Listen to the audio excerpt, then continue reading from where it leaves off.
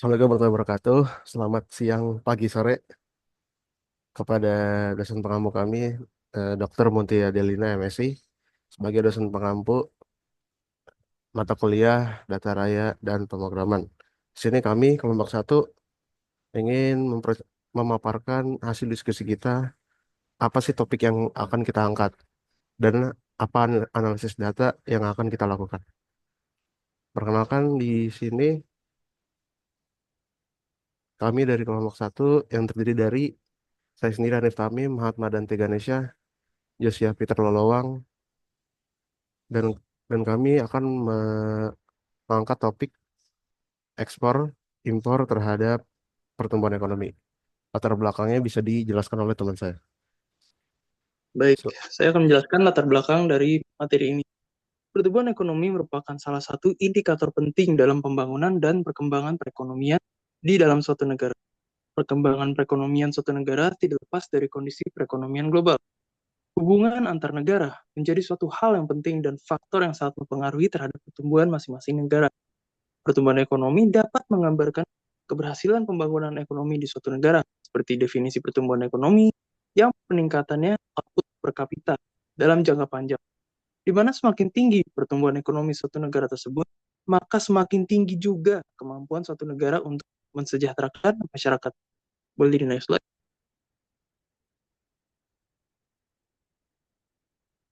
Rumusan masalah akan dijelaskan oleh teman saya.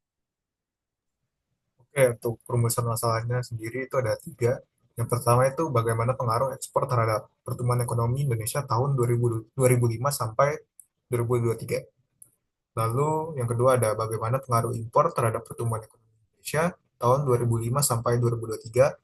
Dan yang terakhir, bagaimana pengaruh ekspor dan impor terhadap pertumbuhan ekonomi Indonesia tahun 2005 sampai 2023. Boleh di next. Oke, untuk tujuan penelitiannya ada tiga juga. Yang pertama, bagi pemerintah hasil penelitian ini itu eh, diharapkan dapat memberikan masukan bagi kebijakan bagi pemerintah terkait dengan pertumbuhan ekonomi, ekspor, dan impor di Indonesia.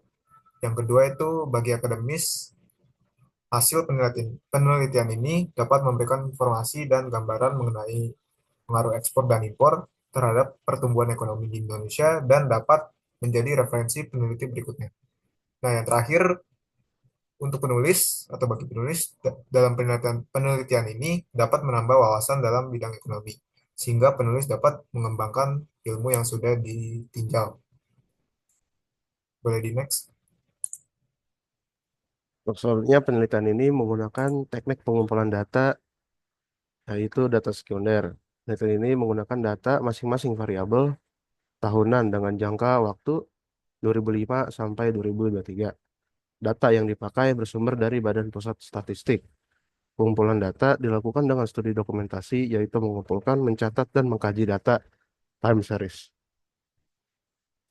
Untuk teknik analisis data, untuk mengetahui pengaruh ekspor dan impor terhadap pertumbuhan ekonomi di Indonesia, penelitian ini menggunakan beberapa analisis dan pengujian diantaranya sebagai berikut. Uji yang pertama adalah uji asumsi klasik sebagai syarat untuk kita menguji regresi linear berganda. Selanjutnya adalah uji statistik seperti uji T, uji F, dan uji koefisien determinasi. Segitu saja penjelasan dari kelompok kami. Kurang lebih mohon maaf. Untuk kementerian berkata. Terima kasih.